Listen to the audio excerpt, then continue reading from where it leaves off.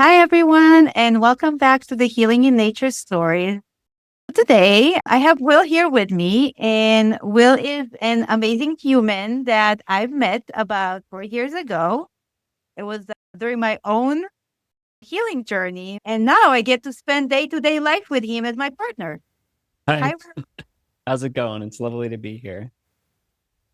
Will calls himself a key master and alignment alchemist, and his mission is to help others unlock the dimensions of their own soul so they can reconnect with the power that already is inside of them. So, Will, I am so excited that you are here. So, thank you for sharing this space with me. You're welcome. Thank you for having me on here. All right. So tell me a little bit about yourself and really what brought you into doing this work and what exactly is alignment and soul activation mean? Mm. So, well, as you've already shared earlier, I've been going on this healing journey for a long time. I'll kind of try and keep it short, but enough to understand how I got there is that basically I went through a divorce. I'm kind of losing track of when this happened. Let's just say 8 years ago. And through that divorce, I started going on this healing journey, really just kind of diving into why that happened first, what's going on, what do I need to change, and really learn that I really need to focus on myself. I hired a life coach and she's like, Will, this right now is all about you. This is everything that you need to work on for yourself and really dive in and really find out what is going on with you. And she has her stuff. She needs to work on her stuff, and you just let her be, let her go on that journey herself. So that was like the first step to really learning about really needing to dive into myself and focus on me and healing. And that sparked a whole range of different things. This really kind of set me off on everything. So I think it was like a day or two after we kind of like initiated the separation and I started staying with my parents. I was this time very Christian, very following and listening to God and whatnot. And I felt God telling me to go on this hike and to go to this particular spot on this hike. And I have a message for you there. All right. So I go on this hike, and when I first get there, I hear a voice saying, I want you to put on this timer. I think it was like 45 minutes. I was like, okay. So I put a timer on for 45 minutes, and then I start going on this hike, and I'm, going at my normal hiking pace. And then I hear the voice saying, okay, I want you to stop. I want you to observe the area around you. I want you to look around. And as I'm looking around and looking at, different formations in nature, kind of like there was like this dip in the ground. I was like, this is a place where you know, nature was altered and there's all this special growth right here. Here's a tree that fell over, it's dying, but see the new life happening. It was like all these different things were kind of being pointed out to me on this walk. And I was continuously being told to stop and look at this stuff. And then other times it was like I was told to just go slower, other times to go faster. And eventually I'm, really, really close. There's like this last hill I have to get up to on this hike, and I was told to start running. So I was just sprinting up the hill. And I get up the hill and I get to the spot I'm supposed to be at, and then my alarm starts going off. And I'm just like, just every time you go through a spiritual experience and you're just like, is this real? Especially in a place I was where everything was really rocky. It's like, is any of this real? Am I just hearing voices in my head? But with the alarm going off right there at that moment, I'm just like, that is clarification that I am hearing correctly. Someone is speaking to me. Because otherwise, why is the alarm going off? Like, why is this timing? Like, this divine timing right now. And I just started crying. And then I look at this rock down on this spot that I was brought to, which is like this overlook of this like creek. And in the rock, it says, seek first the kingdom of God. And that just made me cry even more. And it was just in that moment that I knew I needed to pursue God. While that perspective of my belief on Christianity has changed since then, that still sparks like, you can translate that more into layman terms, non-Christian terms. I would say that it's basically saying that you just need to speak the entity, the universe, whatever, something deeper out there wants you to seek it out. So you basically go and find your purpose. I think it is a great way to say it. That's kind of how I see it now. When I seek of spirituality, is diving into your consciousness, your inner being, the energetic being that you are, understanding your connection to the universe. And that's what I've done. I just went on this path, and I kept just going down rabbit hole after rabbit hole after rabbit hole, from Christianity to like a new age Christian kind of thing, to just totally new age, and kind of really putting most of Christianity aside, instead of saying that this religion is the only path, which is what Christianity kind of spouts, is like every path in religion and spirituality, it's all, to me, it's just all semantics. It's different perspective, different angles at really finding it within yourself, finding your strength within yourself. And so I've taken all of that in, and now I want to just share that with everyone else. I want to share that experience. I want to help people. And that's really what the key master idea and alignment alchemist is, finding alignment. So alignment alchemist is kind of like finding alignment in your life. And that, like, if you know what alchemy is basically turning something into something else, using, just taking elements and just shifting it. And that's really what it is. You're looking at yourself, taking everything that you are, shifting it, alchemizing that into something else. And what that something else is the true version of yourself. And I'm a key master because I create the keys that I can give to people to unlock those doors, to find those answers, so that you can alchemize yourself in that alignment. That's awesome. Yeah, thanks for sharing. Yeah, I'll kind of ask you a vague question about, tell me a little bit about yourself, and then like what exactly is that you do, right? But overall, I feel like when we are asked, tell me a little bit about yourself, it's like a huge, like, whoa, where do I start, right? So Yeah. you shared a little bit about, you touched when it kind of all started, that was your divorce. And it sounds like this was kind of like your point, and because I know you, I know that, right, too. But that was kind of your point where things are slowly started shifting for you because you were looking for a new way of being. And it sounds Mm-hmm. like religion was huge for you, like an outlet trying to figure out what is religion for you. Yeah.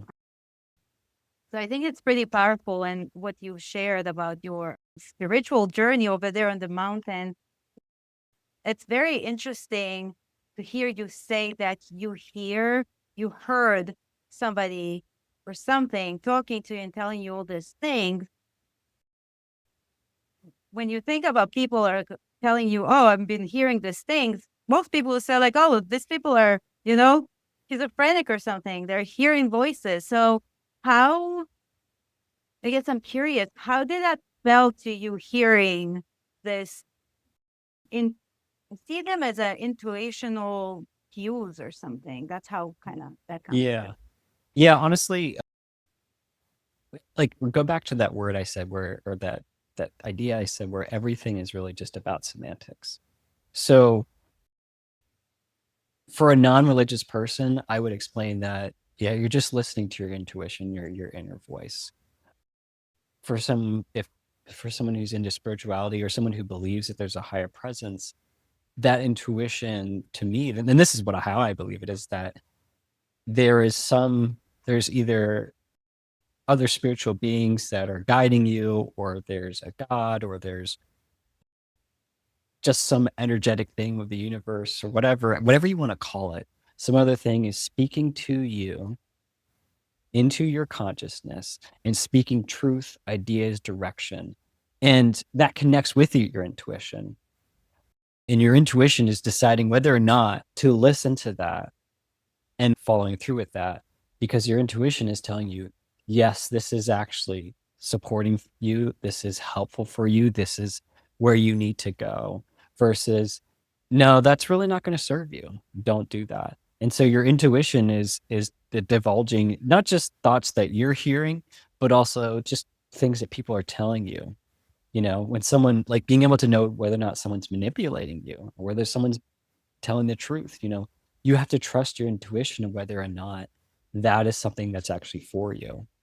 And not everyone has to be on the same boat. Not everyone has to believe the same stuff. It's just, I believe that whatever you have to do is for you only. There's other people who it's also for as well, but there's also people who it's not. So the definition of good and bad is really subjective based on you. What is this good for you? Is this bad for you? That's how I define good and bad, if it's good and bad for me. But what's good for me might be bad for you. And if you say that's bad for you, that's fine. That's all part of your journey.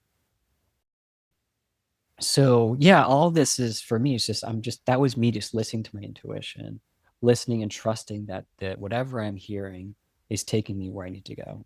And it did. It set me up for this entire journey. And so that allowed me to learn to trust that voice, to trust my intuition better.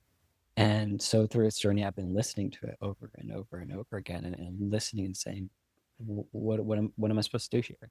And it's not so much about like clear direction all the time. Sometimes it's just like, I feel like I want to go and do this. Should I go and do it? Yes or no? Other times it is a clear, direct answer, like go on a hike to this location and put on an alarm for 45 minutes. It's always different. And it's about just being able to trust that. It's about trusting yourself, and also trusting yourself to know that you're trusting the right answer for yourself, you know? And I think that's kind of what the healing has allowed me to do, is to have faith in myself and to know that I'm going to be okay with whatever decision that I make, and just being okay with the results that it brings, you know. And there are times where, you know, when we go through anxiety, we go through depression, there's those other little voices that say, oh, well, don't do that, that's going to happen, or maybe that'll happen. And we have to learn how to get past that before we can actually even clearly hear our intuition, or we use our intuition to kind of push that aside and tell us, you know, that, oh, you're reacting right now, you're okay. You know, and that's kind of also what I help people do. My goal is to just help people learn how to trust their intuition, determine whether that's just your anxiety acting up, or that really is something that's actually not good for you. You know, it's something that you shouldn't be doing. Because when we're raised as children, you know, we all have this idea that things are supposed to go this way. So when we raise children, or when we were raised, all the parents are saying, hey, well, looks like this, for example. This is the color purple. Everyone says this is how we agreed upon it. This is the color it's supposed to be. But he could really convince a child, if you convince them from birth that this is orange, they're going to grow up saying it's orange, and everyone's going to be like, no, it's purple. Like, no, it's definitely orange, because they were told that's what it was. They were raised to believe that's what it was. And so we have all these different beliefs that have been ingrained on us from our childhood that sometimes we need to strip away, because they are limiting us. They're called limiting beliefs. They're limiting us from being able to live at our highest light. They're basically kind of trying to put us in a box. And it's the same box. And like I said earlier, is everyone needs to be able to trust their intuition and be able to understand what's for them versus what's up for someone else. And maybe that box works for you, maybe it doesn't. But we need to work through that. Why am I getting so angry at this? Well, because you were told that this is a bad thing, and so that's why you're angry about it. But maybe you don't need to be angry. Maybe it's not. Maybe it's good for you.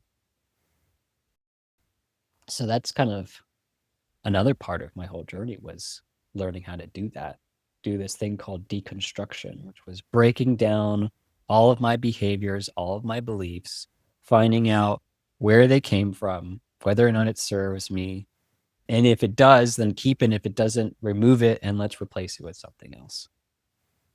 And that's kind of what happened to my Christian faith is I deconstructed all of my beliefs of Christianity. And I was like, I actually don't like any of this stuff. I don't, it doesn't really serve me anymore. And it's caused me to actually believe this way. So a lot of that fear stuff that was in Christianity, I was like, I need to take that away and replace it with something else. I'll keep the love because the love stuff makes sense. Like you should love yourself, you should love your neighbor, you should love other people. Love is like the language of relationship. Like that was a big thing in Christianity, and I kept that. But then there was this aspect of if you don't love, then you're a sinner and you're going to hell and you're a bad person, or this thing's a sin or that thing's a sin. And I was like, let me take all these sins and take a look at them and see, okay, what does this actually mean? And I did learn through my journey about different interpretations of the Bible, and the word sin, direct translation from Greek, would mean to live against one's design. And if you hear that, so one's design, meaning your design. When you sin, you're living against your design. When I sin, I'm living against my design. And that's an individualistic thing. So I can't just write a list of sins and say, this is a sins for everyone, because these are not individual. This isn't written for individuals. It's written for a collective. So when I took that list of sins, I was like, okay, which of these are actually applied to me? Which of these actions are actually living against my design? And I was like, okay, well, okay, these ones make sense, but these ones don't. So I'm throwing them out. So I've kind of just rebuilt that whole system for myself. Yeah. That's cool. That's cool. I like how you took this huge thing that people follow blindly sometimes and decided to make it your own and something that applies to you and kind of recreate it so it will support yourself versus just doing things because you've been told, like you mentioned, like since we're kids, we're always been told, like, oh, this is how you need to be. This is the time mark stamps that you have to do. You have to have this particular path in your life, and we all follow it. And I feel like until something happens, and then we question, and there's a lot of questions rising up, and slowly starting answering those questions. And for you, there was a lot of intuition based and exploration and making choices that are starting from you rather than somebody else. So I think this is really powerful. I kind of want to take you back to before and after. So if you can look at your life Mm. and see this one moment that was the detrimental moment where you flipped, where something changed, you're like, no, something needs to change. How were you before that moment? Where you see yourself now? Yeah. Hmm. Well, I think there were a lot of moments before that kind of allowed me to be open to this concept because I dealt with a lot of depression, anxiety, spending time in the mental hospital, and just a lot of different journeys. So I had this sense before then that I still have now of listening to the world when something is happening and when you hit rock, because I've hit rock bottom more than once. So that's kind of what I'm trying to say. When I hit rock bottom, start to listen. And every time I've hit rock bottom, I started to listen that more and more. And that's what helped me get out of my depression.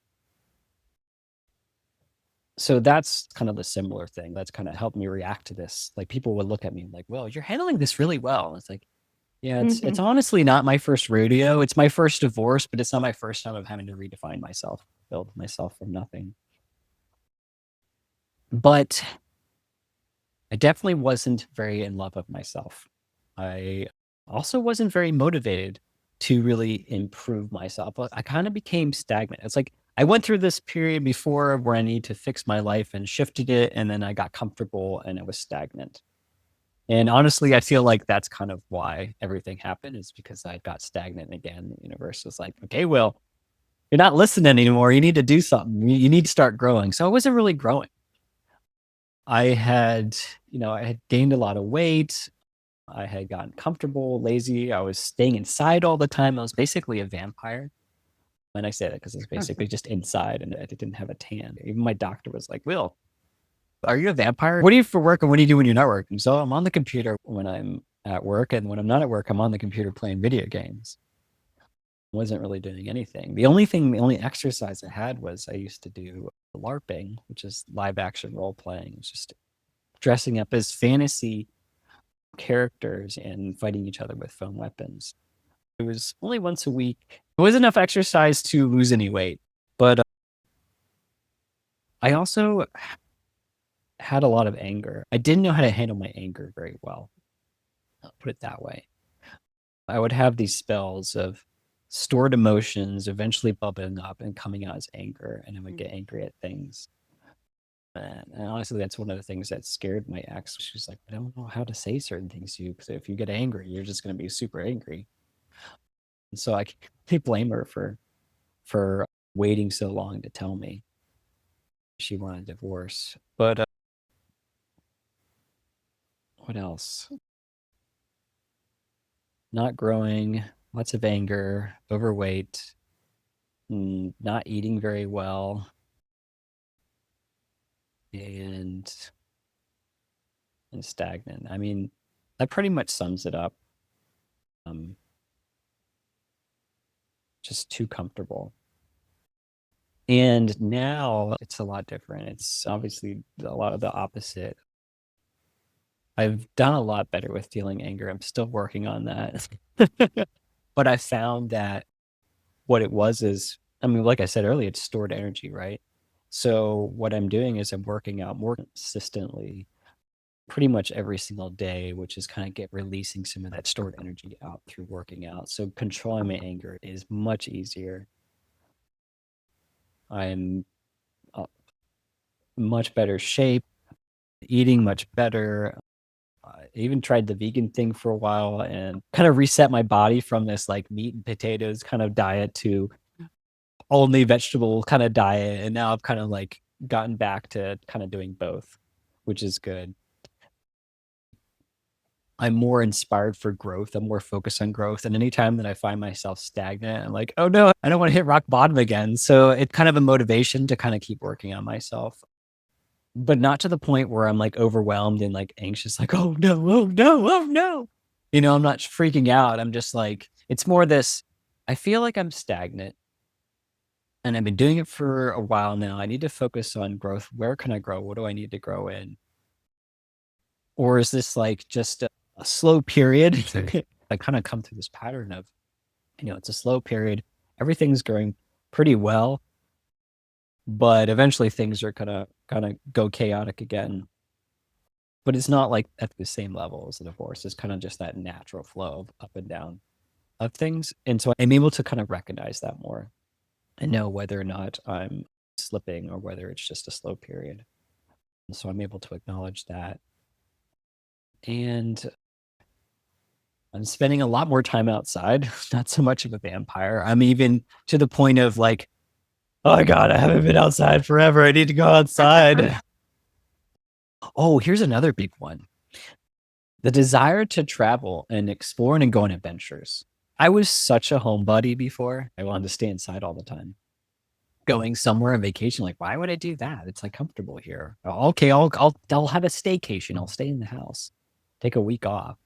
Versus like, oh man, I haven't gone on an adventure anywhere. I haven't gone like anywhere out of the house. Like, wanting to go and explore. Earlier on, I was kind of like doing a lot of hiking every weekend. And then I got into rock climbing, doing a lot of rock climbing every weekend. That's another big thing. I'm doing rock climbing now. I'm not doing the LARPing anymore. It's all rock climbing for the most part. I bought a camper van and I was like, I wanted to live that lifestyle for a while. So even wanting to do that was like, whoa, who are you? Because I never wanted to do that before. But I've learned that is actually just part of myself that I had trapped from my childhood. I had suppressed that. But as a kid, I loved to be outside. I loved to go and explore. We would just go follow the creek and see how far we could go on the creek before we realized we probably needed to go home. We went for miles sometimes looking for animals, and like salamanders was one of the big things. And then I lost all that when I went through depression. Like depression took a lot. But in this stage, I basically can look at depression and be like, no, no, no more. You need to go away. And so when I kind of regained that ground back and rediscovered this desire to really explore and be in nature, I remember the first time I did orienteering, I was like, let's not follow any of the trails. We're going to go straight from point A to point B and just bushwhack through everything. And I was like, this is so much fun. This is what I did as a kid.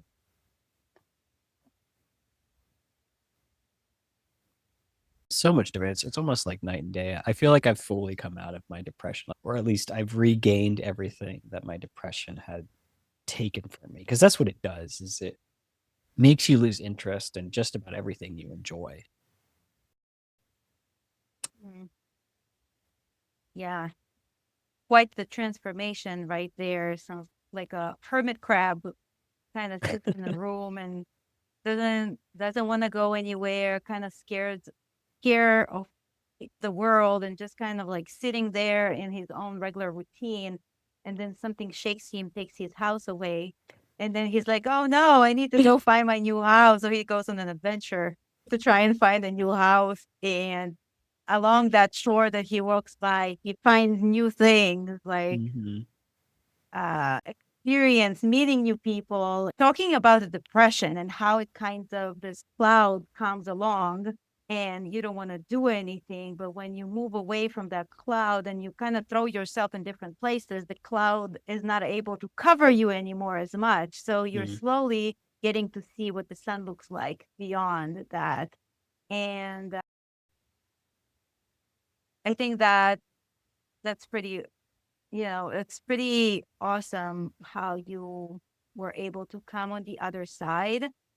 You touched a little bit, you actually mentioned a lot of things, how nature supported you in this process, how even as a kid, you like going outside, but then you become an adult and kind of closed in and forgot about it.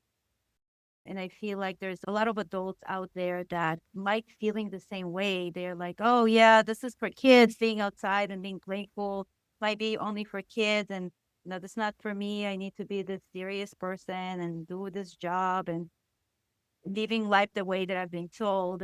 And I think that you kind of like bringing it back, how nature were playing some role in your recovery as you were transitioning to outside of the home situation. Earlier, you were talking about that experience you had, that you were hearing and you were following your intuition. I wonder if you can recall any more encounters within nature that supported you throughout this journey as you were going through your divorce and moving forward Yeah. with it. I think one of the most interesting things that I've had in nature is the moments where I go on a hike by myself. I don't really enjoy going and doing things by myself a lot of times. The excuse I want to use is I get bored. It's not as interesting. I like sharing the moment with people. But the true answer is that I still struggle with self love and appreciation.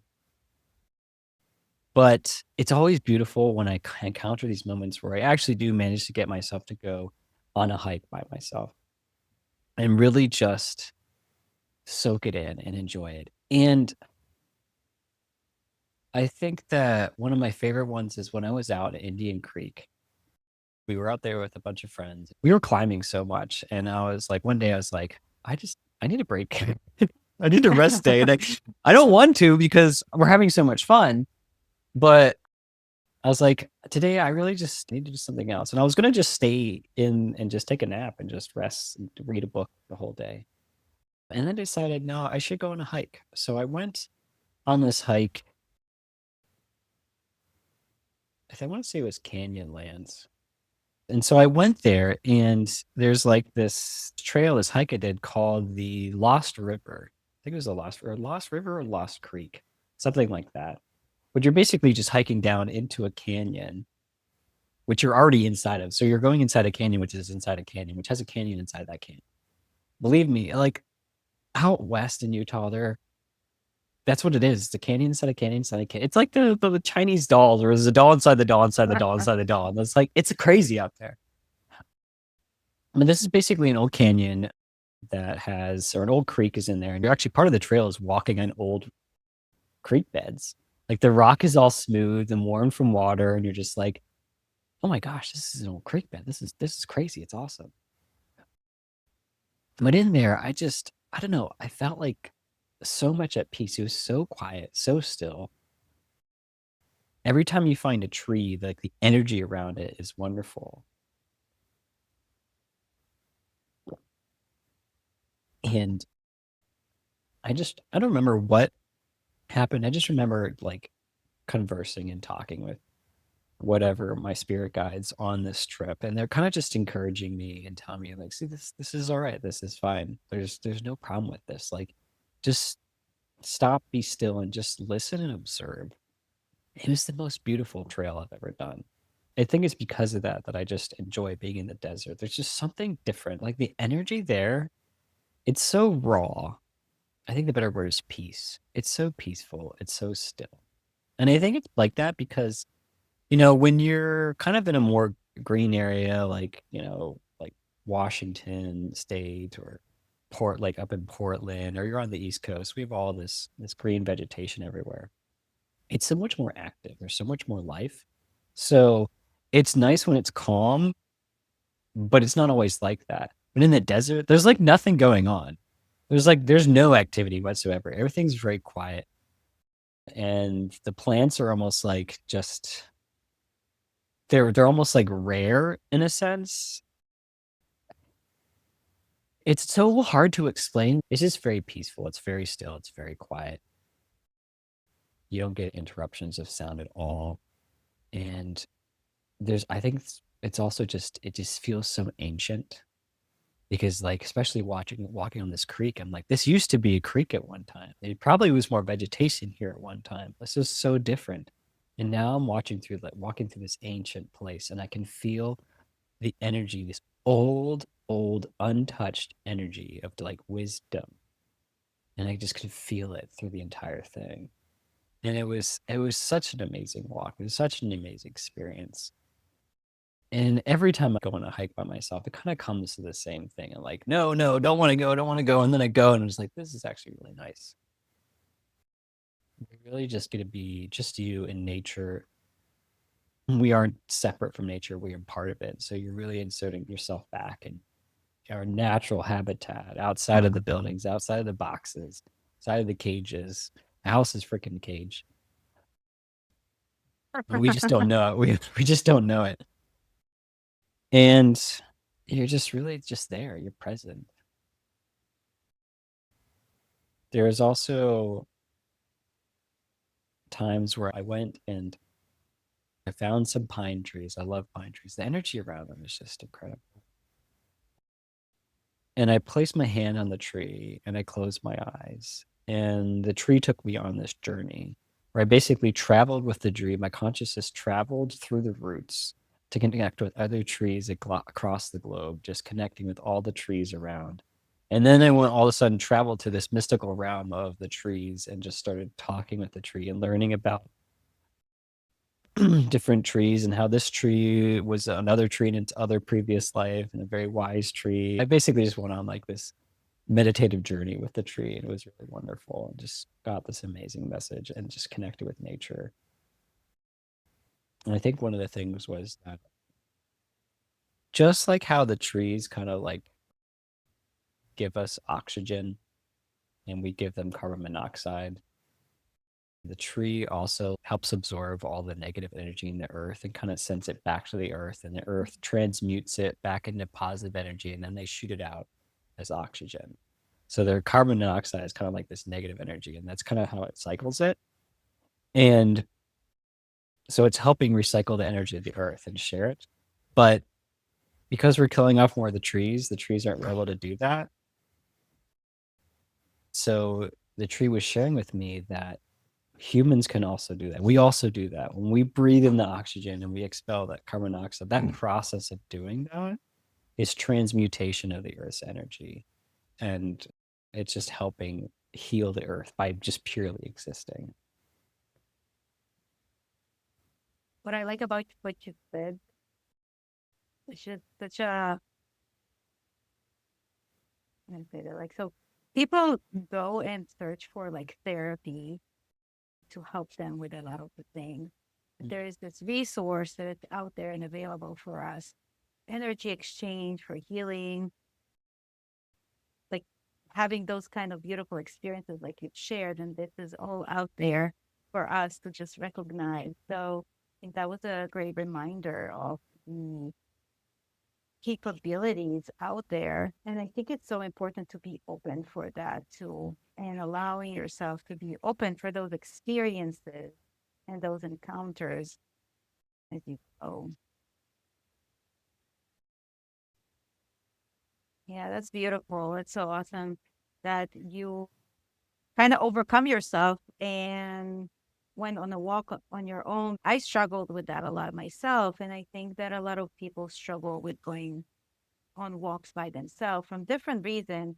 You mentioned limiting beliefs before, but I think there's a lot of limiting beliefs when it comes to going outside to nature, whether they're scared of the wildlife, whether they don't know where Yeah. to go, whether they don't have anybody to go to and they don't want to be out there with the voices of themselves and inside kind of loud, because when you take time away just by yourself, sometimes things gonna come up and you have to be willing to deal with whatever comes up. So this is awesome that you were able to work through this, and even though that sometimes you don't feel like it, you still do it. So I think this is huge. So you mentioned about rock climbing, and I think that's kind of unique. So I was wondering if you would mind sharing how did you even ended up doing rock climbing and what this meant for you? Yeah, sure. So rock climbing is another thing that came out of my divorce. It was kind of funny. I was at the Renaissance Festival with my LARPing friends, and they have a rock wall there, the one they have here in Maryland. And I went and did it. And someone recorded a video and they sent it to me. And so I posted it on Facebook. And my ex saw that video and she's like, "Oh, that's really cool. You should do more of that." And I was like, "Oh, maybe if I do this, it'll kind of put me in the light side of her vision and she'll want to get back together with me." So I was like, "Yeah, sure." So I went ahead and did it. And I ended up just falling in with the sport and losing interest in whatever I was trying to do. The intention kind of disappeared. And I was like, this is actually a lot of fun. I really like this. So I really just started getting into it. And I kept doing it. And in fact, I actually stopped doing the LARPing and started doing this because it was a huge workout on your arms, and to the point like in the beginning where you can't even close your hands because they're so sore. It takes like a month to get through this phase. But during that month, I was like, I don't know if I can keep LARPing and climbing because I can't even hold my sword anymore because my hands are exhausted. So I was like, which of these sports do I like more? Because I can only do one. And the LARPing was like once a week, and I could rock climb every day of the week because it was a gym. You could go whenever you wanted. And I was like, well, I enjoy them both, but I can do rock climbing more, so I'm doing rock climbing. So I stopped doing LARPing, and then I got more into the rock climbing. And I also learned a lot of really good principles for rock climbing. I think the biggest principle was, you know, the one about, it's kind of like you never know if you don't try, or don't judge a book by its cover. It's kind of like following those phrases, right?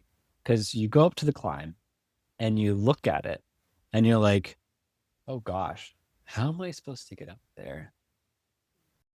And it's kind of like life. It's like, oh shoot, I'm approaching this situation. How am I supposed to get past this?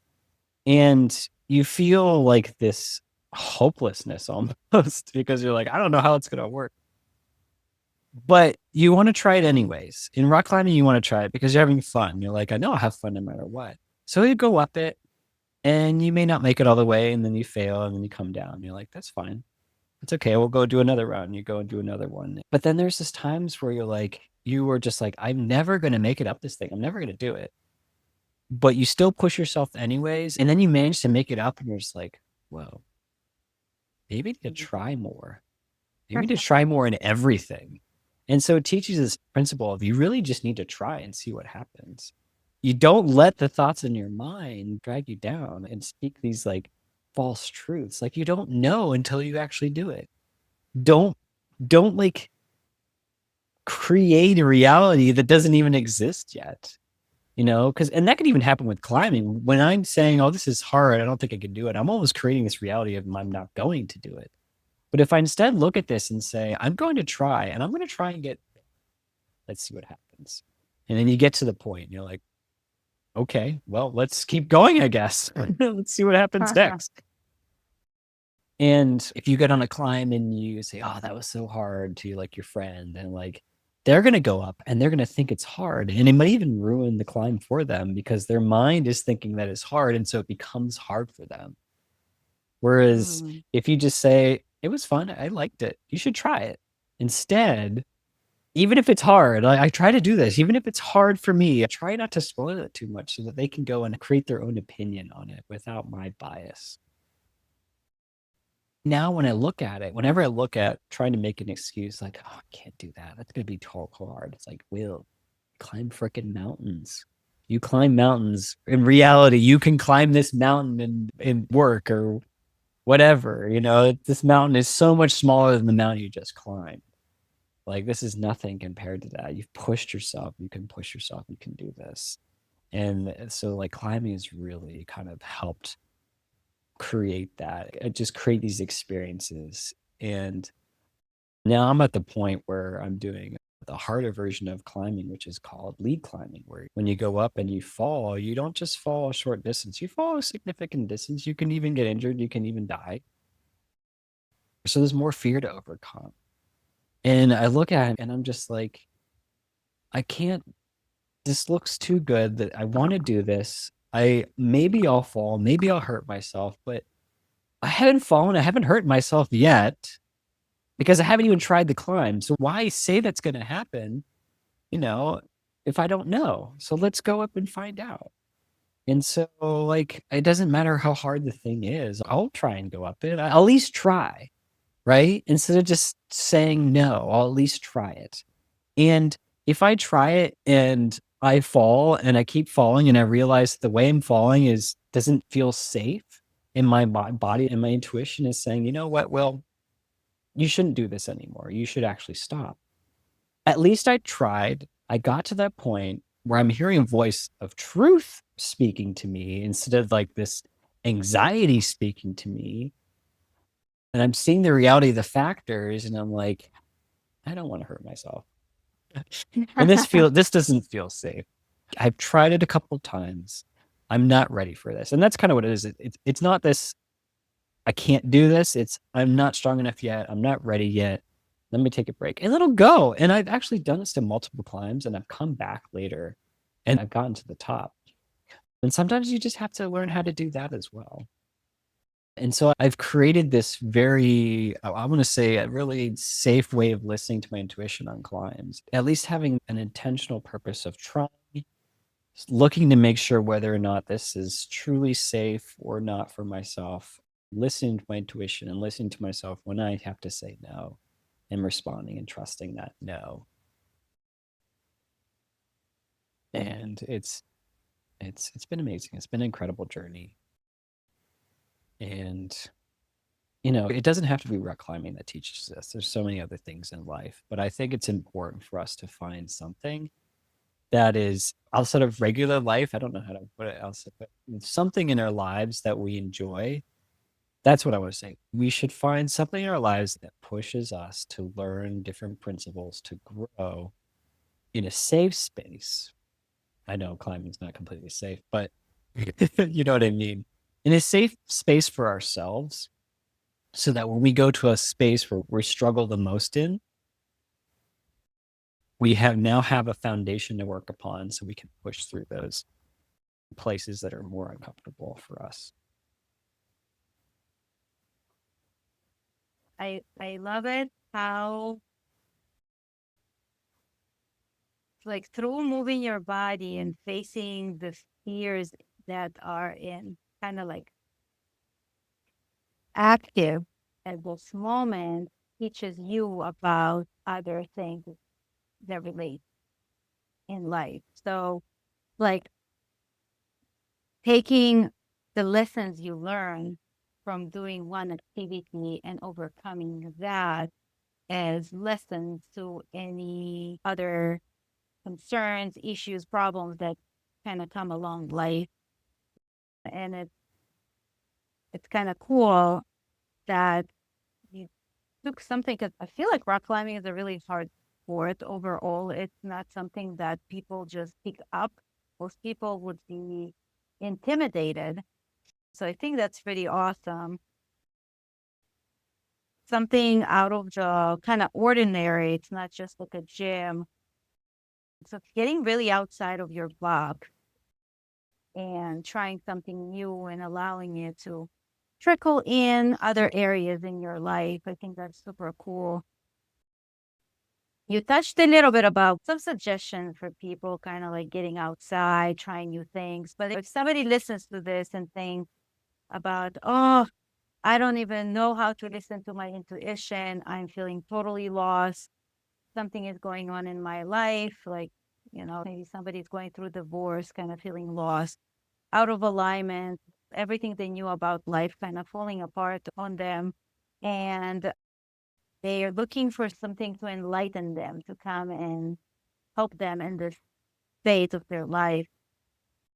What resources or suggestions or thoughts or wisdom you can share with them at this moment of their life? Yeah, actually, I've been learning about something called human design, and human design kind of creates several different archetypes or personalities, and it kind of describes what you need to do to kind of have flow in your life. And it kind of actually, in a sense, kind of explains how different people's intuition works for them. And so some person might just like feel it in their body. They feel like this physical representation of it, or they kind of just feel it in their emotions. So if someone says, "Hey, do you want to do X, Y, and Z?" And they're like, "Oh, that sounds really awesome. Let's do it." If there's this hell yes in their emotions, and it's like, they should do it. That's their intuition coming through right there. And if they're just like, if it's not a hell yes, it's a hell no. It's not real for everyone. For me, it's that gut feeling. If I just feel like, no, I'll say it. No, it feels weird. It feels like that's not right. That's my intuition saying no. And if I don't get that, then it's a yes. And then there's those circumstances where you can't really decide. It takes someone a lot of practice to get to that point. So to simplify that, one good way to kind of figure that out is having a little bit of patience, letting yourself have an answer, but don't speak your answer. So if you feel like it's a no, but you're not completely sure, wait a day, wait 2 days, wait 3 days. Okay, wait a few days and see how you feel after that period. If the answer is coming back as a yes over and over again, then it's a yes. If it keeps coming back over and over as a no, it's a no. And that's a really simple way to get used to that. So you learn how to recognize, and eventually it'll go from you only need 2 days, and then it might go to 1 day, and then it's going to be instantaneous. You're going to know already, right? But even if you get to that point where it's usually instantaneous, you still might need a few days for some things. But patience, kind of waiting a little bit before you give your answer. Unless it's like the hell yes. If you feel so much drive for it, like there is no no to that. Right? Yeah. You don't even have to, your intuition's already speaking to you. So don't wait. Recognize how I only said 3 days. I didn't say, oh, wait till next time, or wait a week or whatever. Give yourself a little bit of time, but not too much time, because the opportunities aren't always around, and they come to you for a reason, for you to take on them. And so you need to have a little bit of drive as well. So when you say yes, you need to commit to your yes as well. And sometimes there's a few steps of action that you need to take first before you even get to that question of yes or no. Like, you need to go and insert yourself in scenarios where you can get the yeses and the no circumstances to trust your intuition. So if you sit in your house all day, there's not going to be very many opportunities for you to be encountered with the opportunity, right? Because you're kind of limiting yourself. So you kind of have to put yourself out there a little bit. You have to move. You got to create. You have to be part of nature, be part of the world, and something will happen. I think one of the great ways to do that, if you're not really sure what to do or where to start, the best place to start is on yourself. Work on yourself.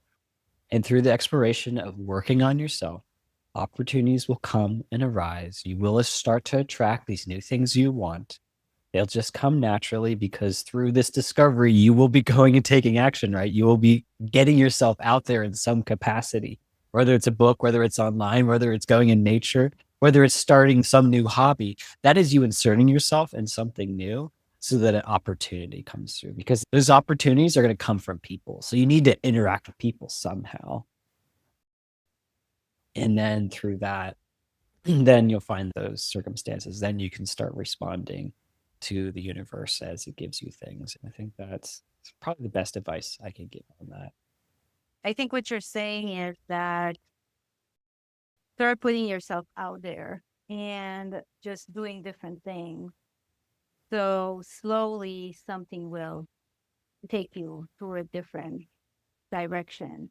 So instead of sitting in the same spot, just take one thing. And as I was hearing you talk, I was thinking about all the people that might be feeling like super stuck. They're still like in the beginning. They're still like in their heads. They're still like not even able to, who knows, maybe sometimes they can't even take showers, or they're just Yeah. consumed by their own thoughts. So it's really hard to start thinking that way. But I think how the realization that it's not all has to come at one point, not everything needs to be done in the same time, taking time for its experience, like putting a goal, even one encounter a day or whatever that looks Yeah. like. But as long as we Yeah. are making one step every day towards something, it's already better than nothing. So it's already progress. So I think that it's very important to move forward by just doing one thing at least. Yeah. I mean, if you give yourself too many things, you're going to be overwhelmed. Yeah, for sure. And it kind of comes back to how you were talking about like the keys and how we all have the keys, but we need to learn how to open up those little doors inside Yeah. ourselves. It's like we all get keys when we are born, but in a way they're getting lost in the sauce in life. And every time that something happens, it's like an opportunity for you to find that key to that specific situation.